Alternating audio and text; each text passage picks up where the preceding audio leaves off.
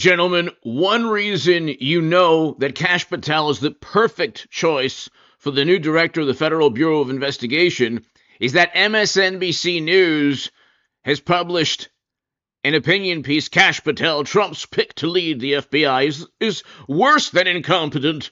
That means he's highly competent, he's fantastic, he's honorable, and he's going to do wonders at that once very revered and respected department or agency. Hit subscribe to this channel right now. To my super chat, thank you. We're going to get to Kash Patel and we're going to get to the analysis in a second, but I want to give you a bird's eye view of everything. That's why you should hit subscribe to this channel, ladies and gentlemen. I'm kind of going to give you the complete context of how important Kash Patel is to Trump's administration. It's not just Kash Patel. It's Tulsi Gabbard as Director of National Intelligence. It's John Ratcliffe as Central Intelligence Chief. It's Pam Bondi as Attorney General at the Department of Justice. And now you have Kash Patel. Paul Bartlett, thank you. To my super chat, thank you, Paul. Thank you so very, very much.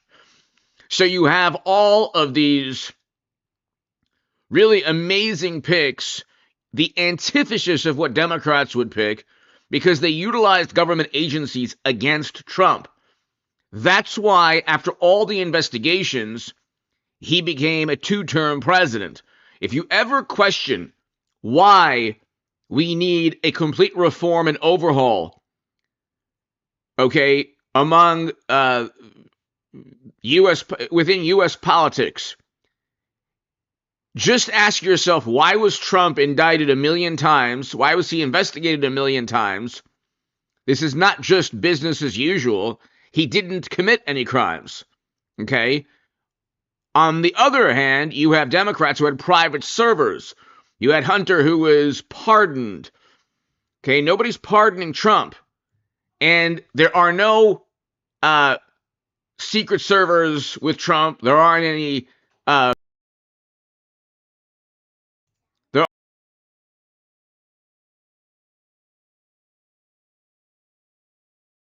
agencies, the FBI and the CIA, I'm not breaking news here, but they need to be swept completely clean, all right?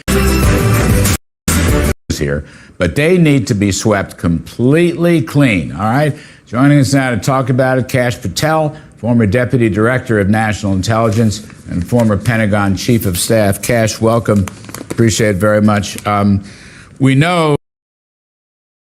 Sorry for the abrupt lead into this, but this is Kash Patel. That John Ratcliffe is going to the CIA. I think he's a pretty tough guy, and he knows where at least some of the bodies are buried. What do you think? What should he look for? You know, Johnny's a personal friend. He was in Congress when we did Russiagate when I was a chief investigator, and then later when he was DNI, and I was the deputy director. He's a fantastic choice. He understands the intelligence community, but also, you got to remember, he was one of the stalwarts in Congress, who's a former federal prosecutor that stood up and said, look, my FBI and my DOJ that I used to run and work in lied to the American people, lied to a federal court, and illegally surveilled a president and thousands of Americans. And he took a lot of heat for it, but he was right. He was right, absolutely. Now, we haven't heard FBI. Now, Matt Gaetz, Justice Department, that does oversee the FBI, but we need a strong FBI director. Look, whether it's FBI, DOJ, DOD, I think the narrative and the mandate that President Trump received is simple. They want accountability inside of Washington, D.C. I'm not saying everyone in these institutions, far be it from everyone, has corrupted them, but the leadership structure, for example, at the Department of Defense, where I was Chief of Staff, these 4-star and 3-star generals, a lot of them are fantastic, Larry. Mm-hmm. But some of them, I don't understand what they're doing. They're there for their next promotion, and they're there to propagate DEI and white rage and climate change. But these are the same folks, when President Trump gets criticized for these appointments, why don't we ask the American public to say, hey, these are the folks that gave us the disastrous Afghanistan withdrawal. These are the folks that drone struck 7 Afghani children in response to that and didn't take responsibility for that. These are the folks that failed the no-fail mission of the United States and are now leading us into multiple world wars. Of course it's time for a change, and that's what America voted for. I mean, let's go back to that, this woke Pentagon, DEI Pentagon, etc.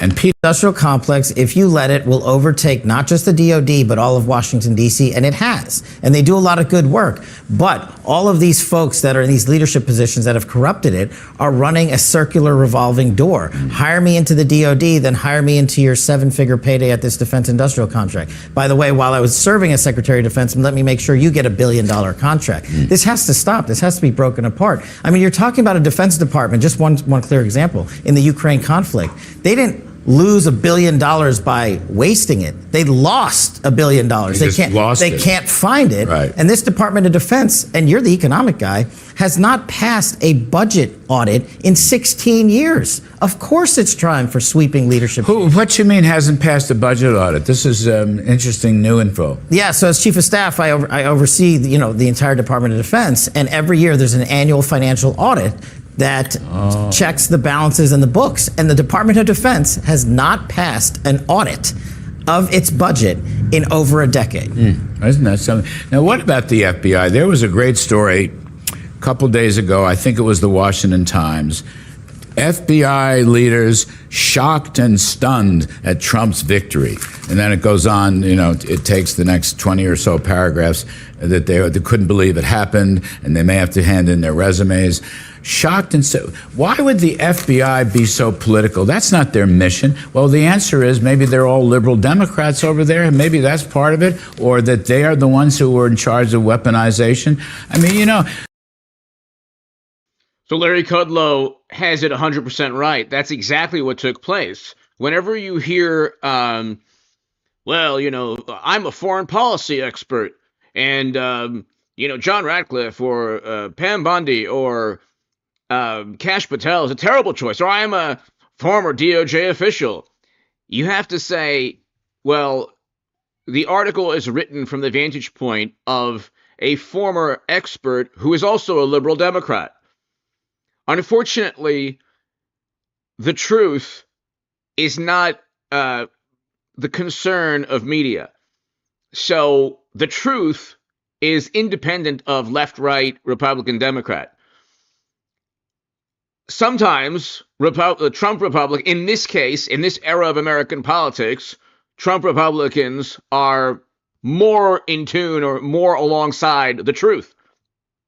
It's Democrats who believe complete fantasy and nonsense and things that are completely made up, like Trump was a Kremlin operative, or that he said both sides, or that he told you to take something for a certain ailment. None of these things ever took place. They were snippets of quotes, or they were completely imaginary quotes. And you've had endless or allegations that were completely baseless. And then when they say, well, it was 4 years ago, Trump made claims, they ousted Biden 4 years later. They literally ousted the most popular candidate of all time. And yet they can't even acknowledge that there were perhaps questions or anomalies or things that usually don't take place that took place 4 years ago. The suspicion is what Democrats are indignant of. And getting back to what Kash Patel is going to do, if you level government agencies at your direct political rival, you utilize the dossier that Clinton purchased and the DNC purchased, both of whom were fined by the FEC. Okay, if you use state government, state courts to go after Trump in the most liberal city of the country, okay, with likely coordination between state and federal prosecutors. If you accuse Trump of performing a speech and then you, in the most disingenuous, deceitful manner, tried to link a speech, where he vented and gave his opinion on what happened 4 years ago. I mean, these are Democrats that cheat Bernie Sanders and then Biden 8 years later. So the notion that they would cheat Trump is not, blasphemous, especially when they say, well, it's been categorically proven. No, it hasn't. You had quick recounts. You had local officials saying this is false. That's it. That's it. With Trump, he stated there was nothing there. He wasn't a Kremlin operative. Oh, no, we can't believe him. And they investigated for 2 years. But media says, oh, local official. Is Trump's claim correct? No, he's totally wrong. Oh, okay, it's been debunked. Or quick recount. Or, lawsuit that was tossed out because of jurisdiction and, media hysteria. There were no true investigations. There was no Mueller probe to investigate Trump's claims 4 years ago. So how on earth can you come to the conclusion that it's categorically, without a shadow of a doubt, false? Everything he's ever said is false. And then the media says he's lying, and everybody knows what's going on. When Democrats say that Trump was a Kremlin operative, the media says this could have been true. They don't say all these Democrats are lying about Trump. These are baseless theories about Trump. They go along with it. And so you have a merger of media, government officials, the Democratic Party. You had social media with when Twitter was there before X. You have a whole bunch of really formerly influential and powerful people and institutions leveled against one man. And the American people didn't buy it. But what really allowed Trump to regain the Oval Office is Democrats governed in the most failed manner possible. The economy stunk, and foreign policy was a catastrophe. Here, Melania Trump really refused to talk to Jill Biden afterwards because Melania was still furious at the FBI invasion of Mar-a-Lago, down the road from here. What business did they have? What business did the FBI have inviting CNN at 5 a.m. in the morning to bust up Roger Stone's house down in Fort Lauderdale, or wherever Roger was living, when all they had to do was contact the lawyer? The answer is left-wing politics. Now, look, as a former national security prosecutor at the Department of Justice, where I worked with FBI agents all across the country and around the world, the question, again, we should be asking those folks that are, quote unquote, outraged, where was your career official outrage when Russiagate occurred and you illegally surveilled a president? Where was your career outrage when hundreds of thousands of Americans were unlawfully surveilled in 1 year alone, just 2 years ago? Where was your outrage when houses of worship were raided, or where our children go to school, the FBI was posting up outside? So I didn't see or hear any of that outrage then, but it goes to your point. It shows their political proclivities. And the worst weapon we have in government is a two-tier system of justice that's been weaponized. So I think some of these folks are finally showing us their hypocrisy. And I think it's time that Donald Trump came in there with the sweeping mandate that the American public gave him to return a singular system of constitutional justice. Here's the thing. There is no revenge list. If Donald Trump is successful, he will make these institutions, the FBI, DOJ, DOD, etc., successful forever. Do what they're supposed to do. There's no revenge list. There's just people who committed crimes that the DOJ will now indict after or before a special counsel or during special counsels. It's not difficult. Statements were made, and when journalists, this is really hilarious, they're like, Kash Patel is going to go after journalists. If you were a part of,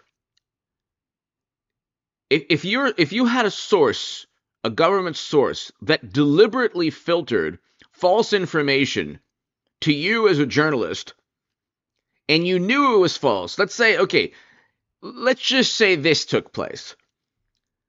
You're a journalist. You knew the information that you were being given from a quote-unquote source was false.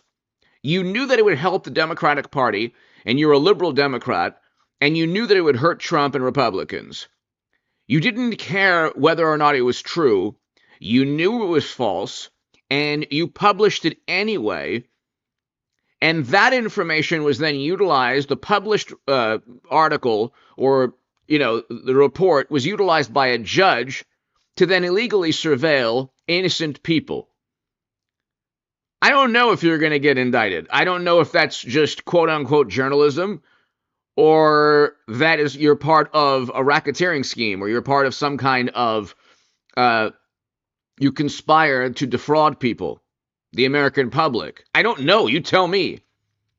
You tell me. If a journalist works with a government official to deliberately disseminate patently false information, for example, the Steele dossier,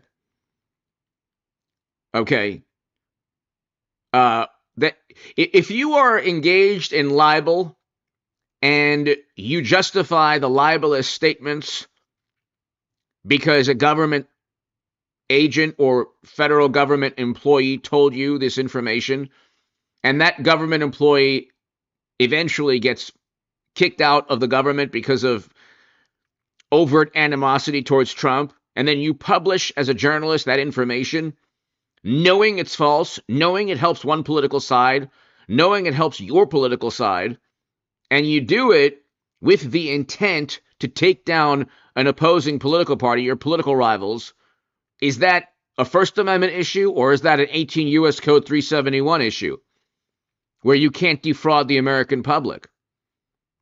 I mean, does that statute only pertain to government officials? I don't know. I actually don't know. But if you are a journalist, quote unquote, and you essentially function as a Democratic Party operative, all these wonderful people who are journalists, I used to consider myself a journalist a while back, but I don't know what the term means now.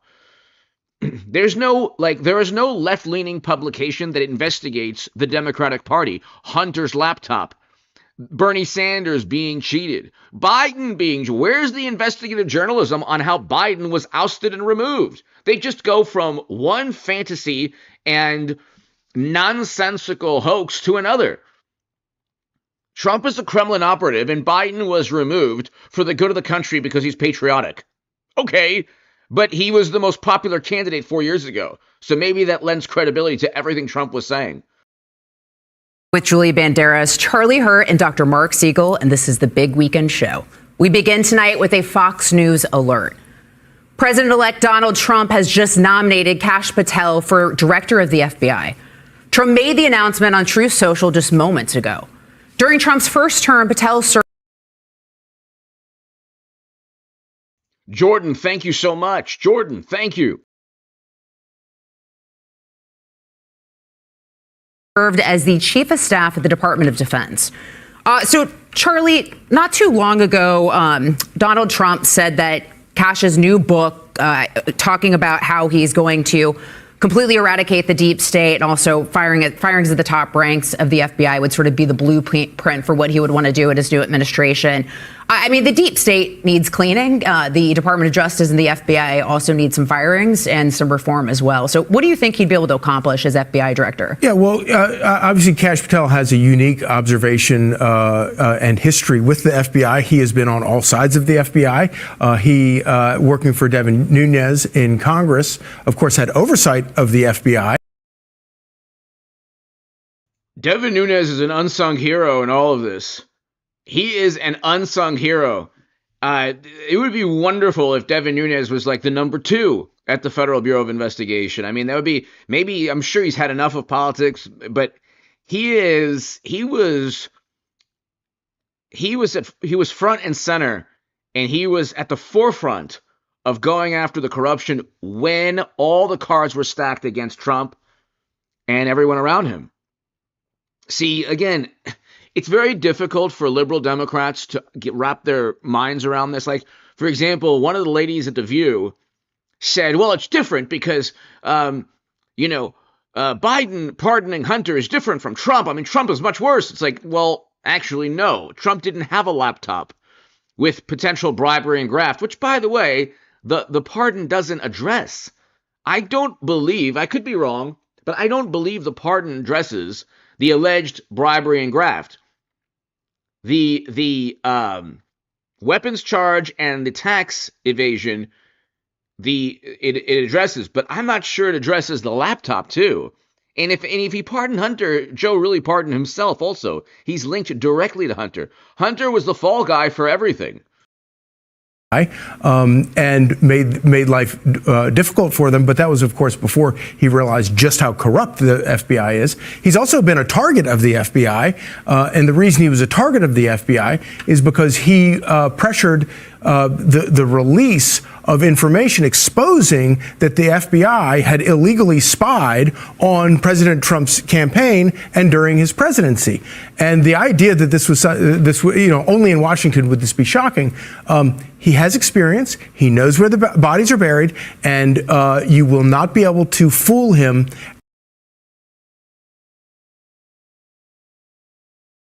Douglas, thank you. 18 U.S. Code 115. Thank you, Douglas. I'm not 100% sure. Would that apply to journalists? Maybe it would. Thank you so very, very much, Douglas.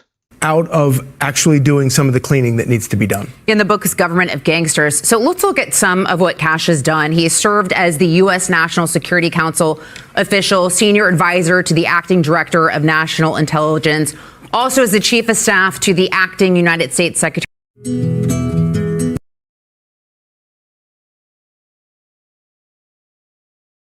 All during the Trump administration. So, Julie, this is someone that Donald Trump trusts. Right. Yeah. And we saw him face the deep state during his first administration. We all remember the Russia hoax. We also remember the 51 former intelligence officers who lied to us, telling us that Hunter Biden's laptop was Russian disinformation. So it's important, particularly at the role of FBI director, for him to have someone that he trusts. Yeah, and there is a history of a lot of deep state, if you want to talk about the deep state politics here, but in the FBI in itself, just trusting the FBI. I mean, we have not trusted him in past administrations, the FBI in general. The directors and former directors and also members of the FBI have been leaking information to the press in order to advance their political purposes. And the FBI should not be a place of politics. I mean, the FBI has a role, and the FBI has really lost a lot of credibility.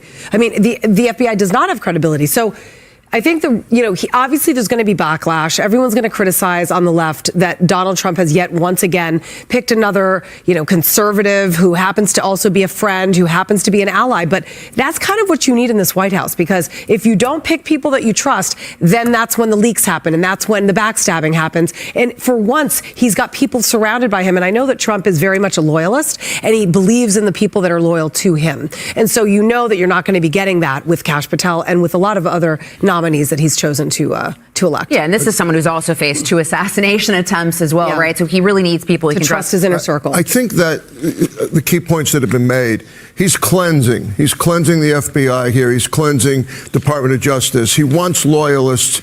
You talk about loyalists. Kash Patel, of course, to add one point here, was the one who said those documents were declassified, period. And he stood up for Trump. He took the Fifth Amendment. That is something Trump remembers. With all the attacks that Trump considers to be politically motivated, Patel stood up for him. Has a great background. Got his JD over in the UK.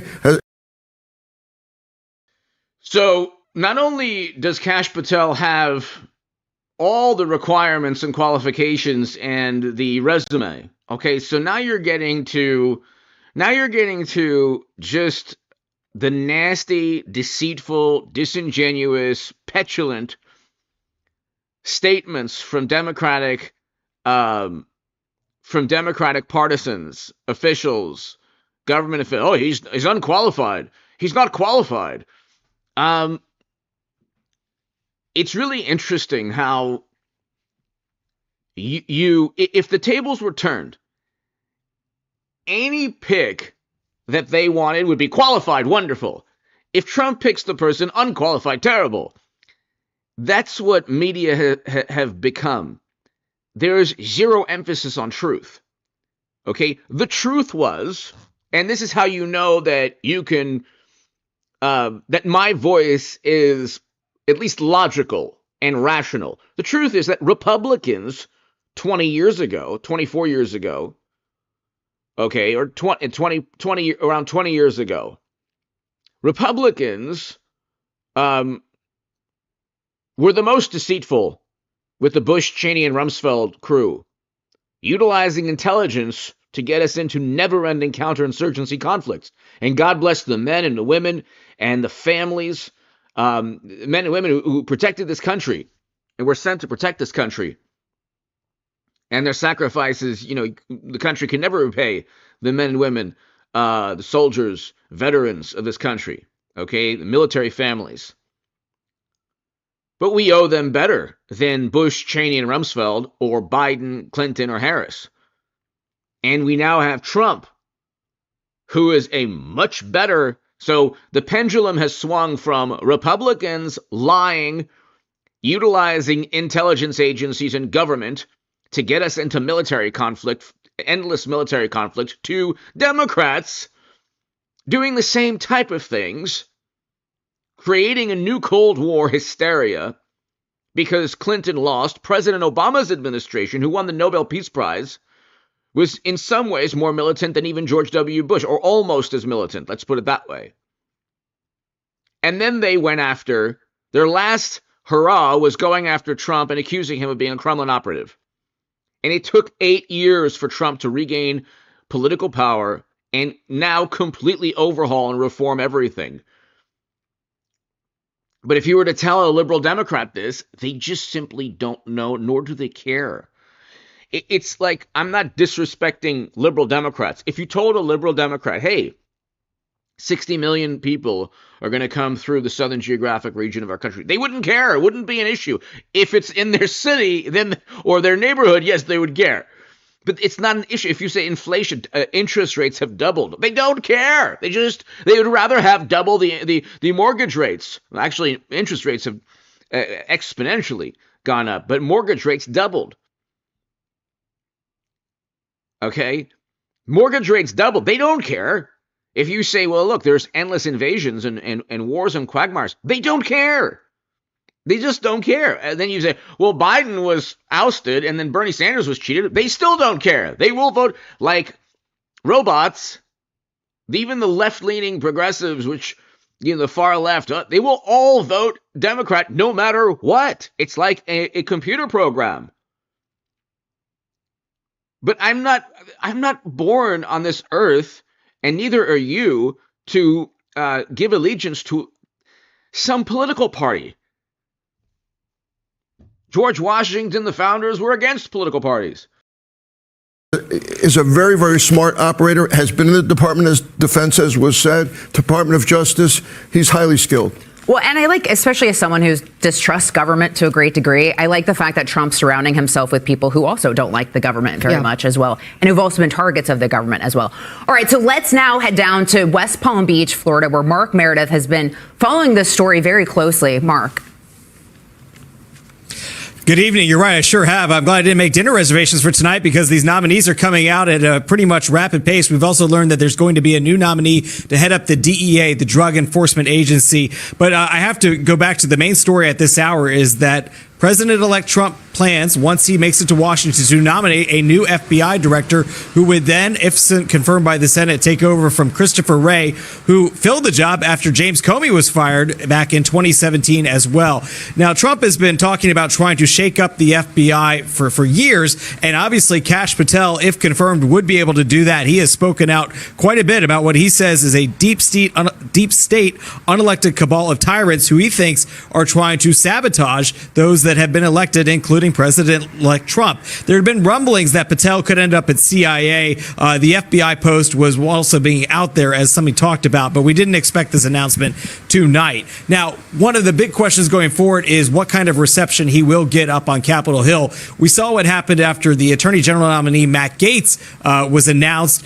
Trump said he was going to stick with him, that he felt like he was very confident in him. But then after a few days up on the Hill, gauging the reaction from lawmakers, they realized that they weren't going to be able to get their nominee through. I don't know what kind of reception Kash Patel is likely to get from the Senate. Obviously, the Republicans are counting on that Senate majority that they're going to have come January. That's going to give them a little bit more leverage, obviously, than they would have right now, with the Democrats still having that very small percentage where they can flip the chamber. So let's talk about what we're going to see next. One, we're going to have to ask about what about Christopher Wray's response to all of this right now. Obviously, he is not going to be Trump's pick going forward. My understanding is that he had said he had not planned to go anywhere after he had already been confirmed, like I said, in 2017. So he's going to simply be out of a job, but whether or not it's going to be Patel or somebody else going forward still yet to be seen. If it's okay with you, I'd like to read what Trump had to say about his nominee. He said he wants him to serve because he's a brilliant lawyer, an investigator, and an America First fighter who has spent his career exposing corruption, defending justice,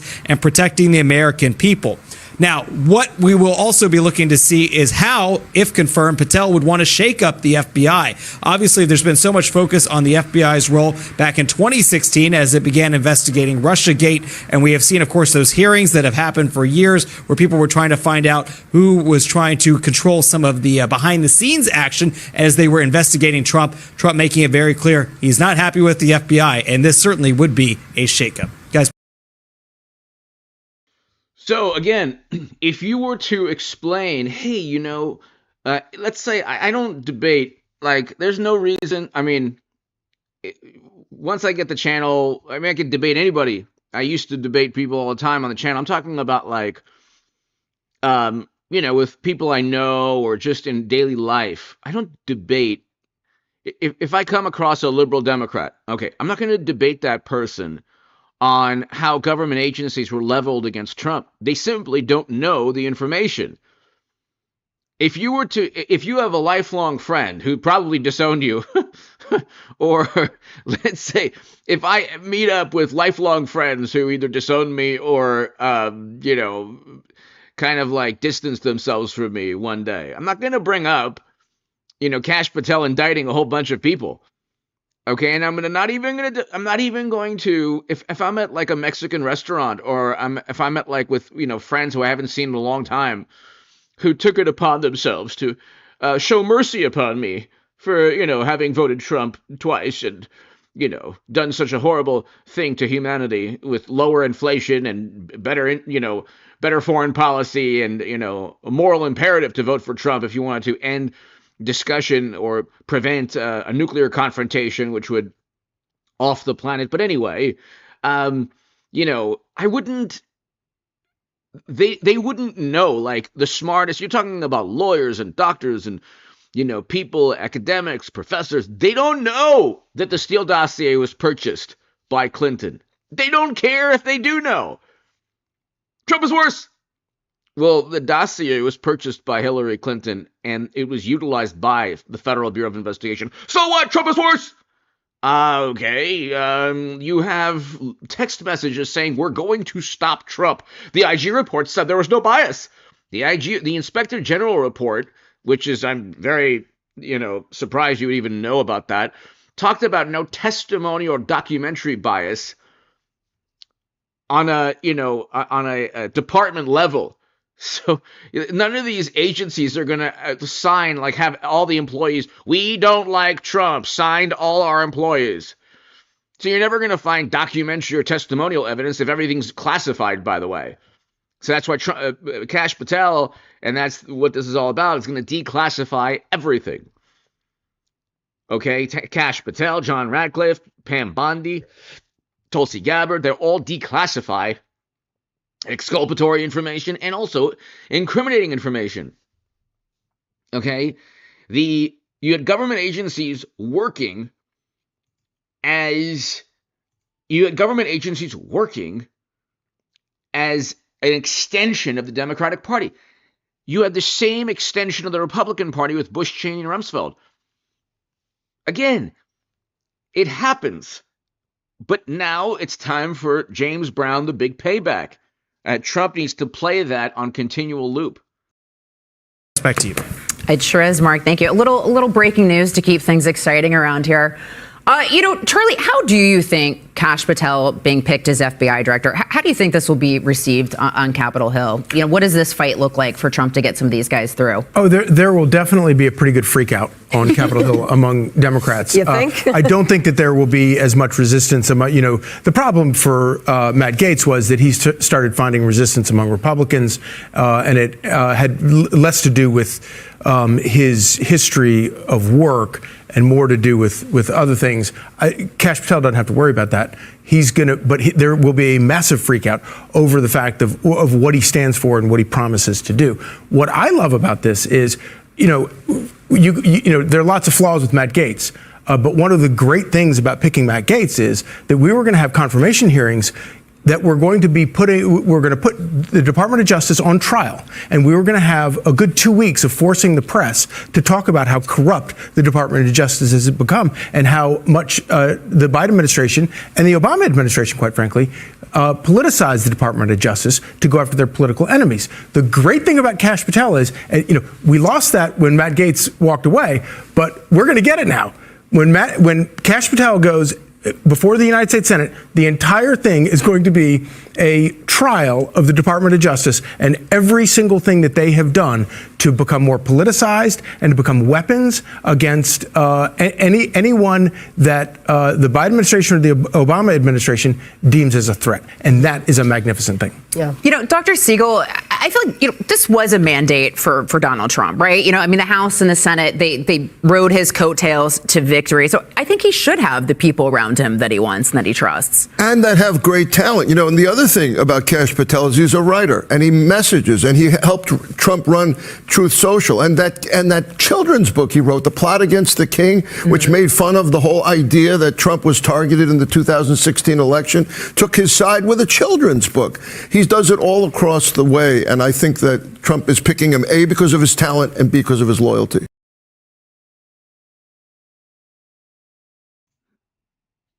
Directors of the Federal Bureau of Investigation, or John Brennan, he's not viewed, or of the Central Intelligence, John Brennan, James Clapper, Comey, the Honorable James Comey, the Honorable Andrew McCabe, all of these people, media never said these were loyal to the Democratic Party.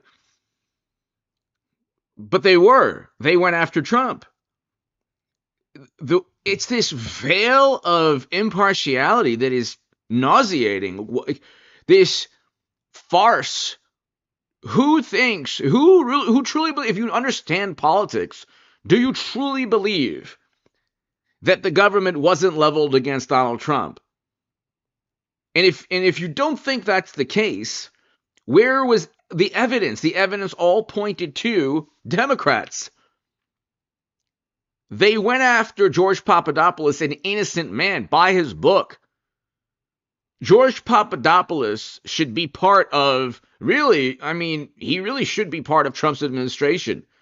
If there was a cabinet pick for George Papadopoulos, he really should. Somehow, some way, Kash Patel should hire George Papadopoulos as a special advisor or something. Or Pam Bondi or John Radcliffe.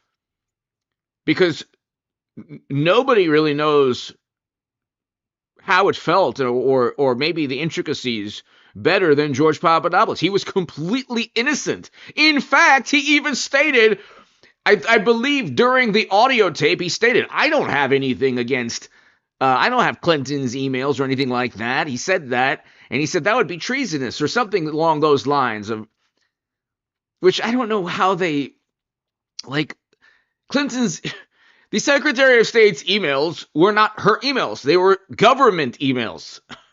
She was at a government position. Anyway, how do you transfer top secret intel onto servers? It's impossible from a cybersecurity perspective, but the Honorable James Comey never explained how Clinton's team transferred classified data onto private servers. Nobody cares. That's the point here. But Kash Patel is a completely different ballgame. And so this is hilarious. Newsweek has a full list of Kash Patel's government gangsters who could be targeted. He's not going to target anyone. Nobody's going to be targeted. Okay? He's simply going to find out, who is involved in fabricating this lie about Trump. Oh, okay, here are the people. That's not targeting anyone.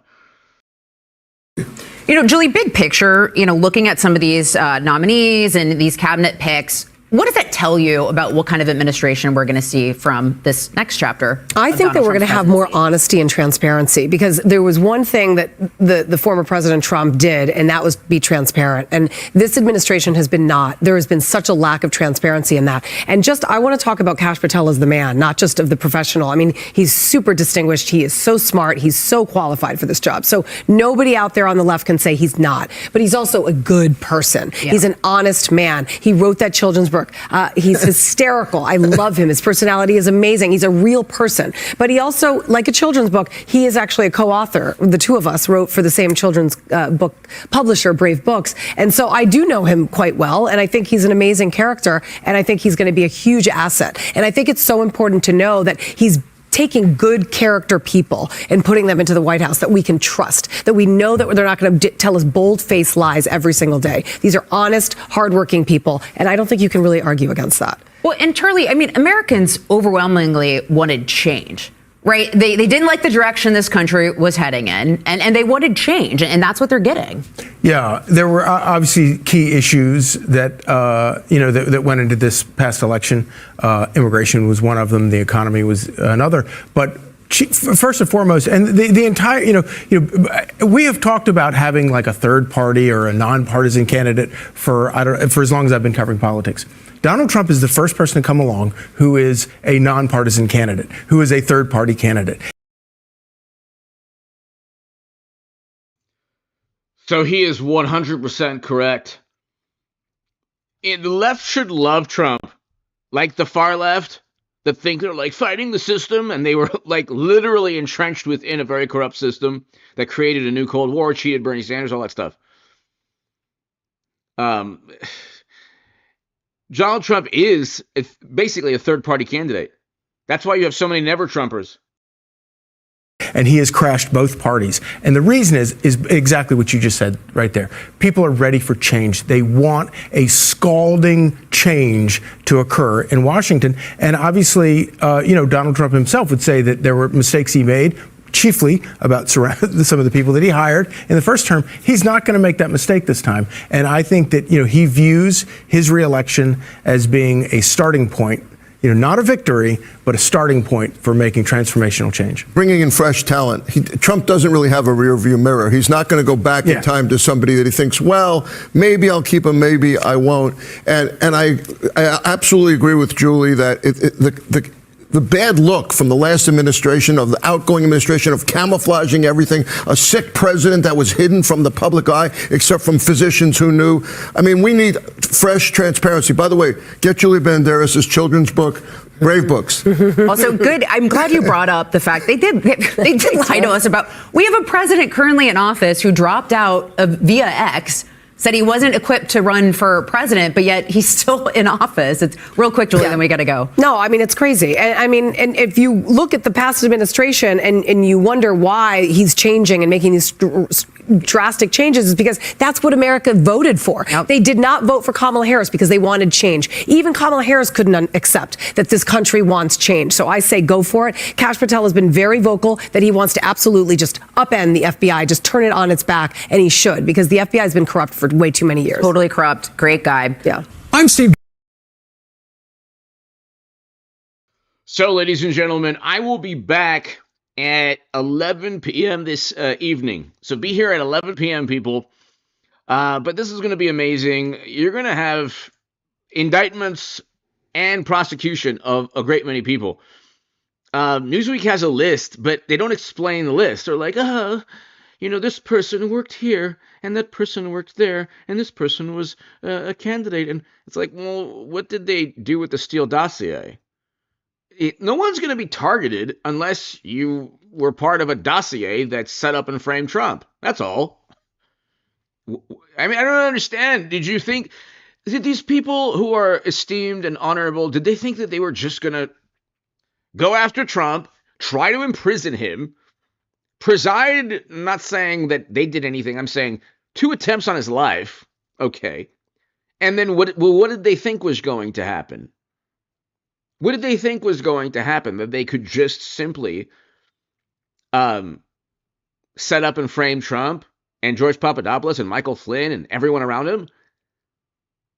That eventually the country would have enough of a miserably failed economic policy?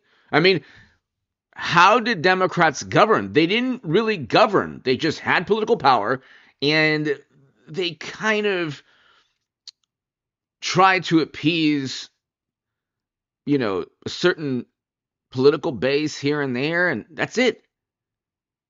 The economy was terrible. Foreign policy was a catastrophe.